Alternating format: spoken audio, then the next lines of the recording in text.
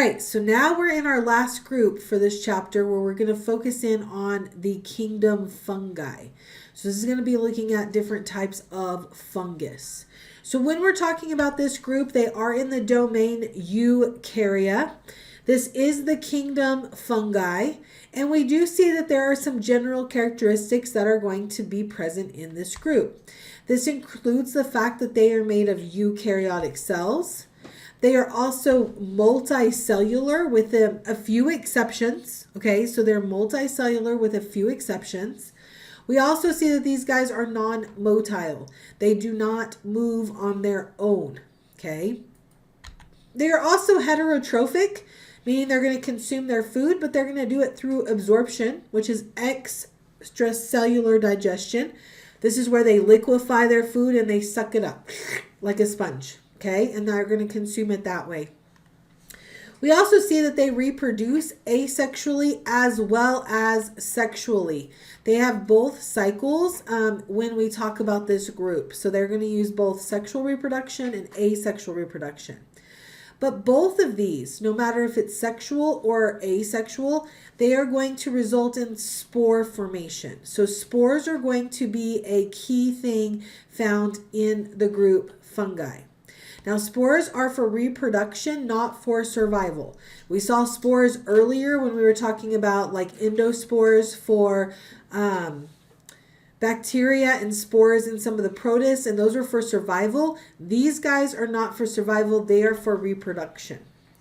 Now, the fact that these guys are eukaryotic cells, multicellular, and non-motile makes them kind of similar to plants.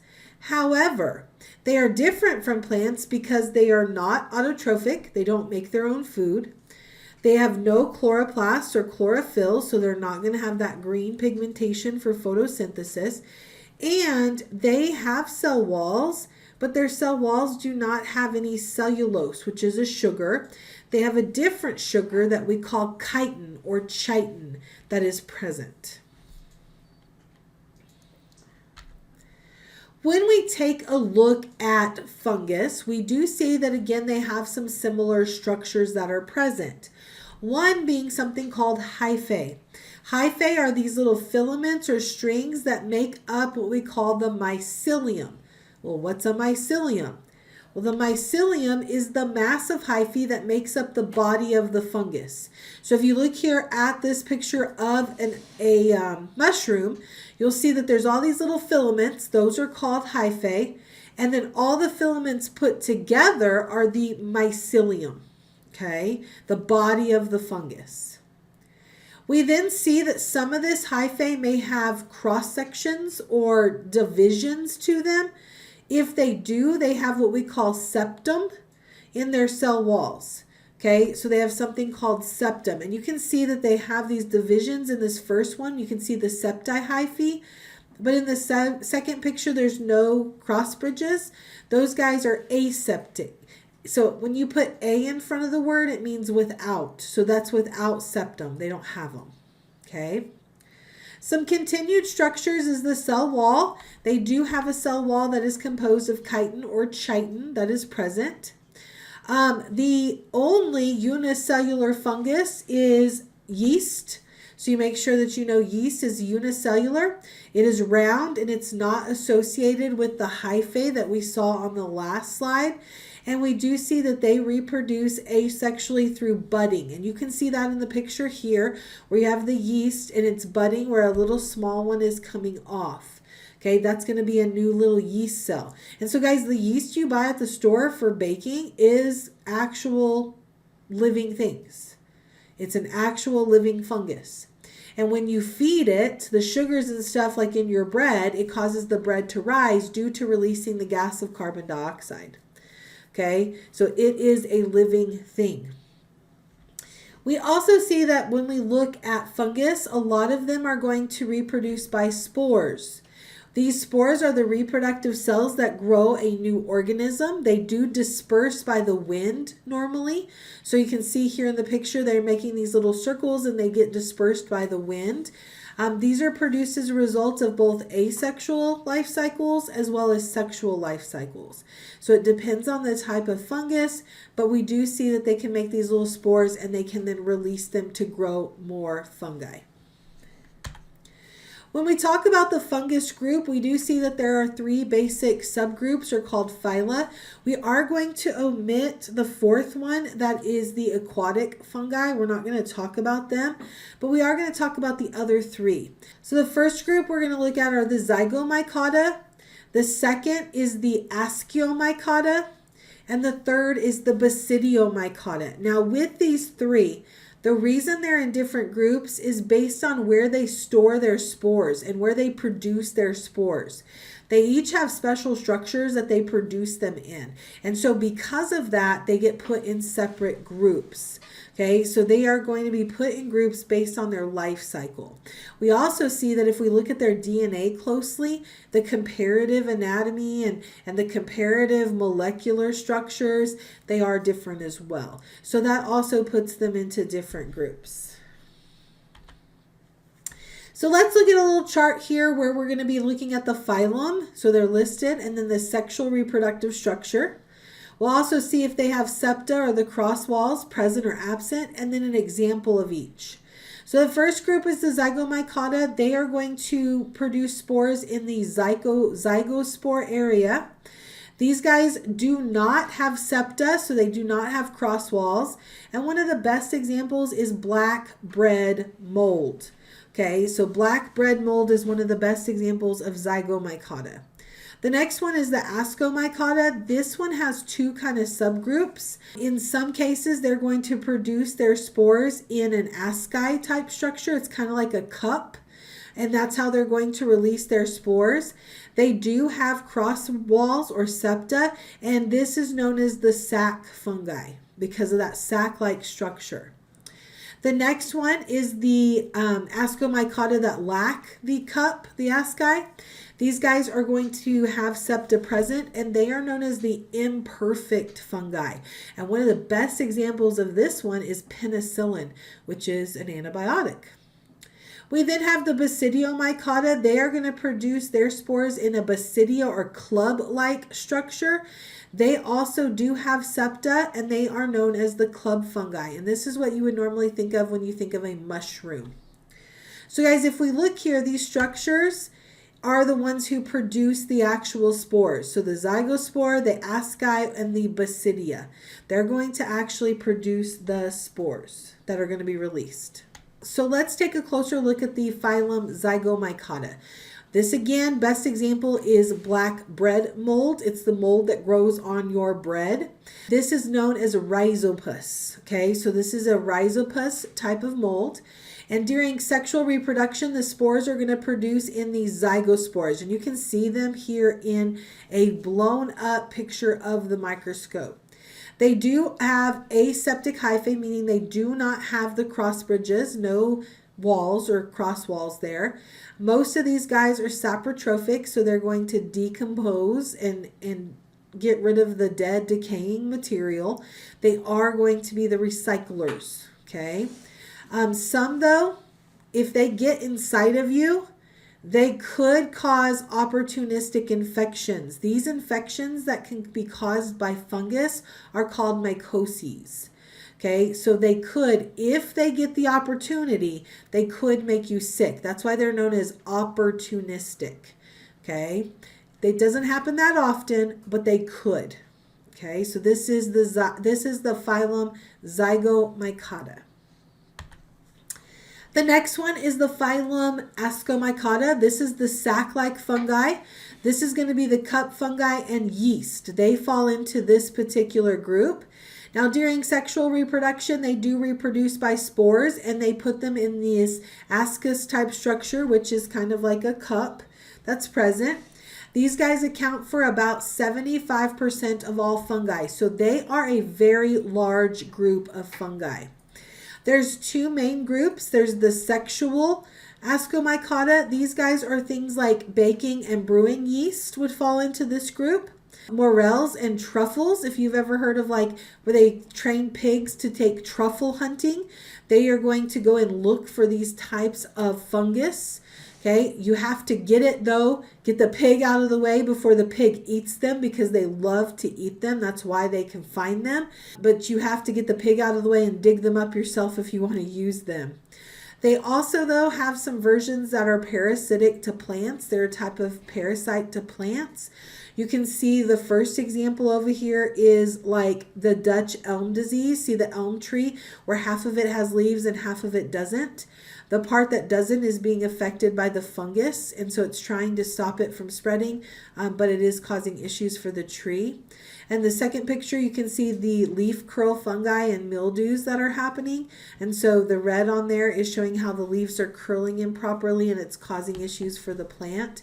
And the last one is an ergot, which is found on grains. You can see that the little black area is the fungus growing on the grain, which can then affect the whole grain. This could affect crops, which is a big problem. The asexual ascomycota is going to be the ones that have a sexual life cycle that's not present or demonstrated. So they don't have this. This is known as fungi imperfecta or imperfecti. They contain a lot of the medically important fungi though. All right, so this group is very important because it's medically based.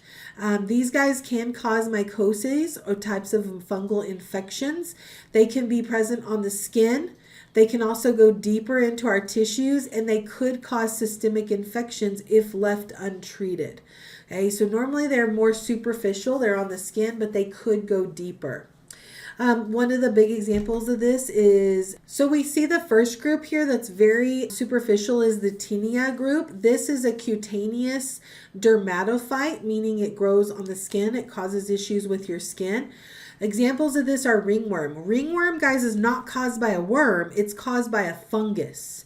Ringworm can be caught from other people. It can be caught from your animals, but a lot of times it's found out in the soil, and that's where it originates.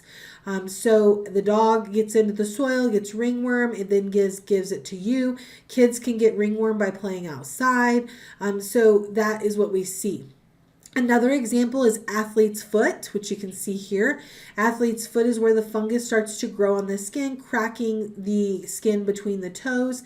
This is going to take place whenever you don't use clean socks when you're doing activities, as well as not taking care of your shoes. If the shoes end up getting really sweaty and kind of gross, it's a good place for fungus to then grow, and it can spread. Another one is the same, but it's based on the location. It's called jock itch.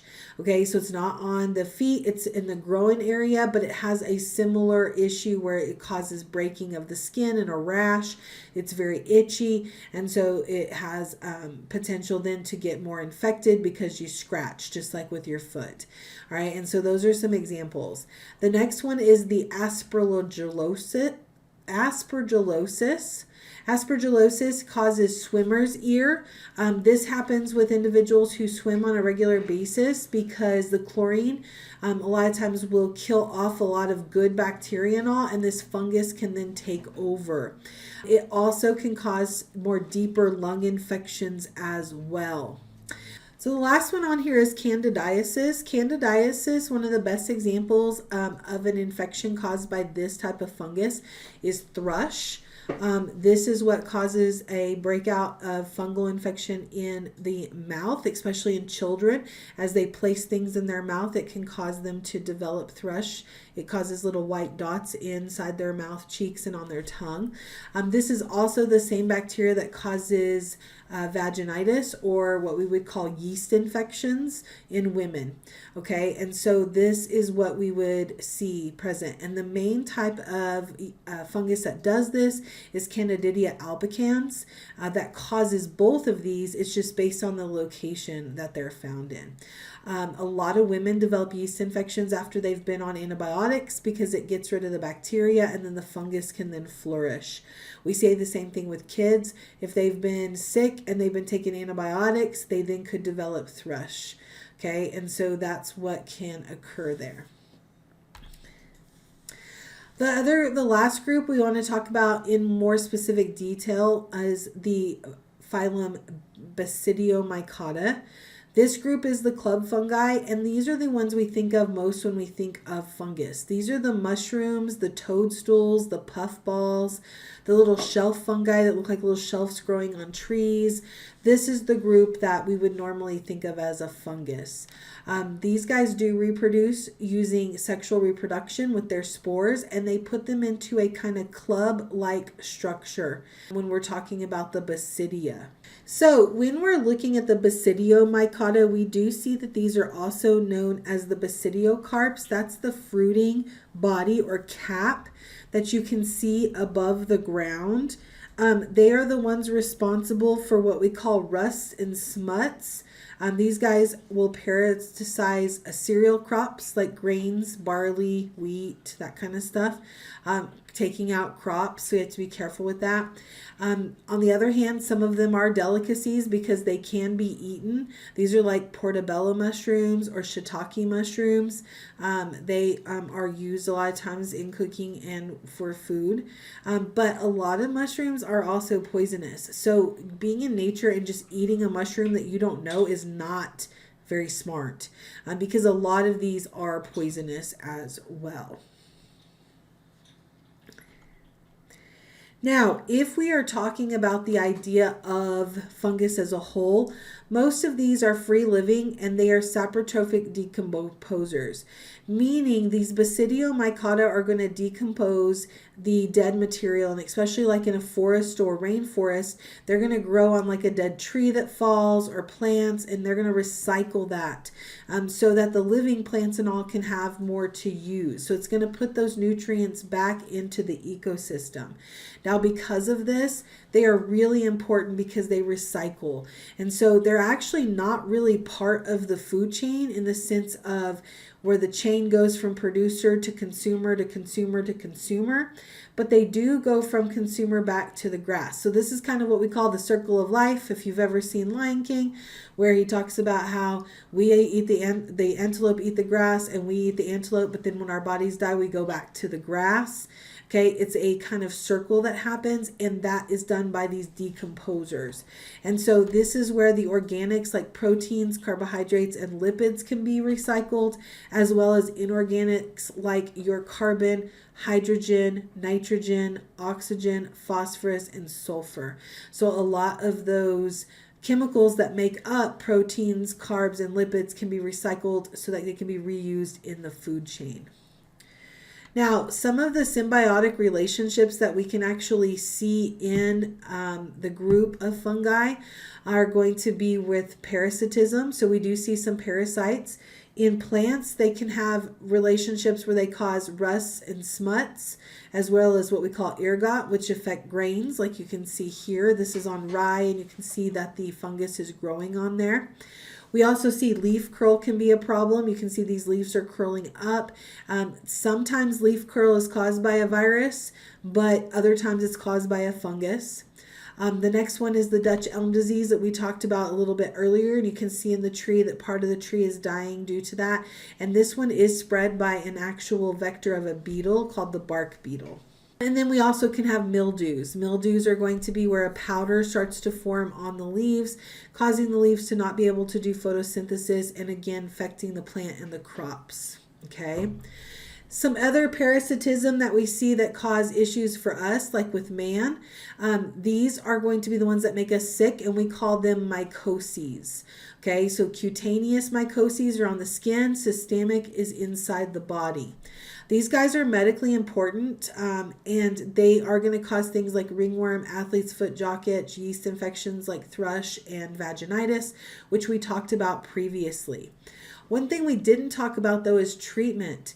If you have these issues with these types of fungus, and especially if they're more superficial, antifungals are normally topical, meaning they just get put on the skin and they can help most of the time. And so we can see here where you have ringworm, you can have also fungal infections of the nails. You guys have probably seen the commercials of this where there's the little monster guy who pulls the nail up and then starts like digging underneath. teeth that bugs me because the nail's not supposed to do that. But this can cause the nail to be very yellow and thick, and it's a fungal infection. This is also why it's really important that if you go and get pedicures and stuff that they clean their utensils, because this can spread very easily. You also have athlete's foot that is present here, and then also thrush. So you can see the thrush in the mouth, which is the little dots. And then we can also have fungal infections that can happen on the skin here. All right, this is a type of mycoses found on the skin. We would call that a dermatitis. Some other symbiotic relationships, though, are things like mutualism, where they work together. It actually has a good relationship. An example of this is in lichens. Lichens are fungus working together with cyanobacteria that we used to call blue-green algae. These guys grow on rocks, and they actually help form soil, which is good when you have like a new island that's formed from like volcanic activity or things like that. These guys can blow in on the wind, grow on the rocks, and start the process of creating soil. We do see that there's the crostose type, which is a real crusty looking.